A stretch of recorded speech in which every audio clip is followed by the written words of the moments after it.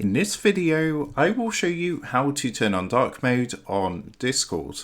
So let's jump straight into it. So here we are. As you can see, I'm currently here on Discord. I'm currently logged into my account. Now the steps are the same if you do use a web-based version of Discord. I'm currently using the app, but if you are using a web-based version, just follow along with me as these steps are the same. So once you've opened up Discord and you're logged into your account, the first thing you're going to want to do is come down to the bottom left-hand corner and click onto this gear icon to go into your settings. Now from here, you want to come to this menu on the left-hand side and come down to the app settings section just down here. Then what you need to do is go ahead and click onto appearance. In here, what you want to do is look for the theme section. So you can see this just down here. As you can see, we're currently selected onto the light theme. All we need to do is simply click onto the black dark theme just over here. And as you can see, we've now gone ahead and turned on dark mode on Discord. So once you've done this, there's no save button or anything. You just literally need to change this. Then you can come out of your settings. As you can see, Discord is now in dark mode. So that's how to turn on dark mode in Discord. With that being said, I hope this quick tutorial did help you out today.